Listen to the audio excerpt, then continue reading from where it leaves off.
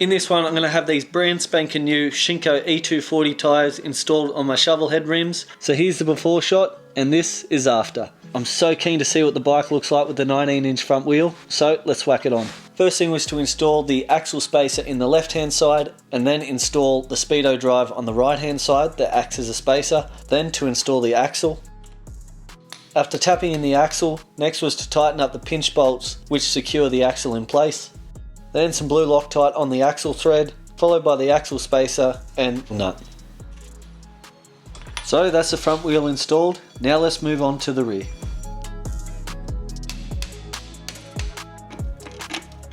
And that's the rear installed. Now let's take a look at the bike and see how it looks with its new shoes.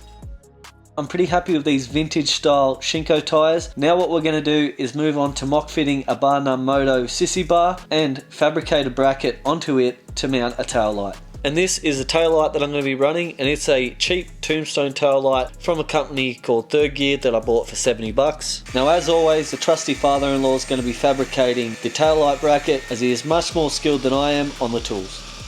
And as you can see, he's done a great job fabricating the bracket, and all he has to do is drill some mounting holes into the bracket, then mock fit the tail light onto the bracket to ensure it fits, then eyeball the bracket on the sissy bar.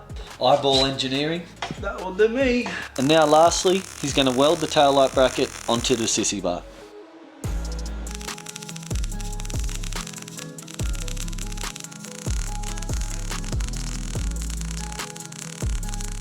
As always, Daz has done a cracking job on the fabricating of this bracket. Now finally to tighten down the tail light mounting bolts and see how it looks on the sissy bar.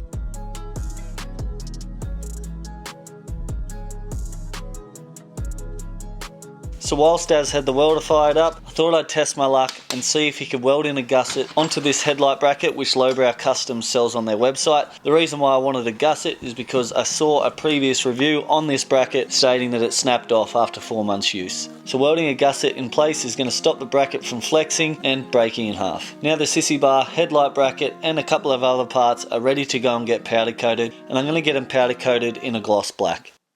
As you can see, the powder coated parts come up a treat, and the first powder coated part that I'm going to install is the headlight bracket, and that's just mounted with the riser bolts. So before I tighten the bolts at the bottom of the risers, I'm going to install the handlebars so I can get the risers nice and square with the bars.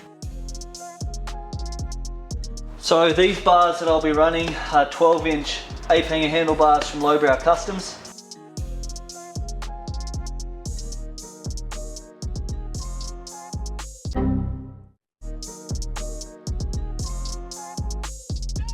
With the bars now mounted, I went and whacked all the tins on the bike, and as you can see I've got a shorty front fender, and that's also from Lowbrow Customs. Now looking at the profile of the bike, there is something off, and it is the massive Lepera seat that's on it, so it's going to go.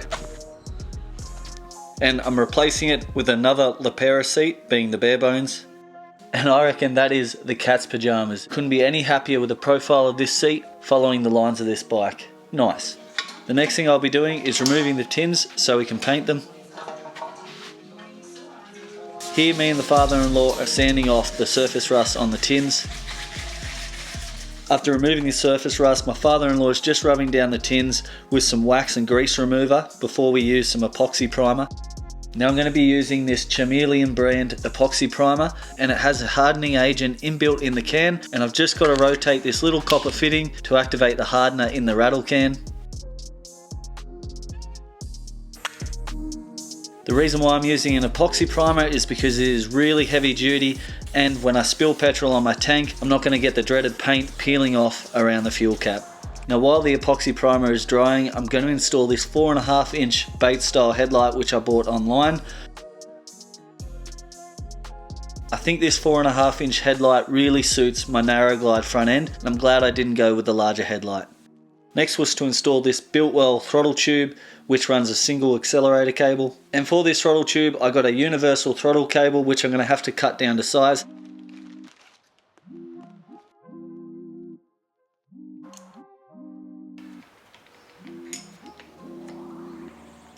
Here you can see I'm running the PVC sheathing over the wire so I can measure where I need to cut the sheathing. And here you can see I've just marked on the sheathing where I need to cut it down. So again, off comes the PVC sheathing so I can cut it. Now to run the wire and sheathing into this little collar, which is supplied with the accelerator cable kit. Then to run the cable through the guide. Now to tighten the little screw onto the end of the cable to keep it in place. And before cutting the cable, I just want to make sure that it works. And the cable's perfect length, so now to cut it. So here I'm just mixing up some JB weld that I can whack on the end of my accelerator cable just to stop the wire from fraying where it's been cut. And now moving on. So disregard the absolute mess of a wiring loom, but the next powder coated part to go on is going to be my key ignition bracket.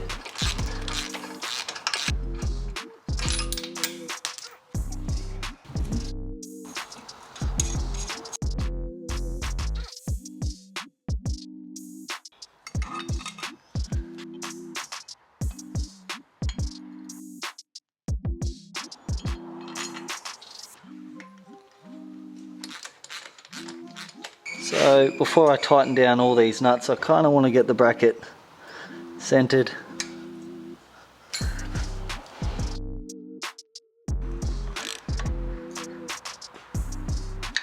So the next powder coated part that's going on is going to be the shift rod that we had to change out when we changed the sideboards for forward controls. This massive mess of a wiring loom out of the way. So I've just got to swap out these swivels.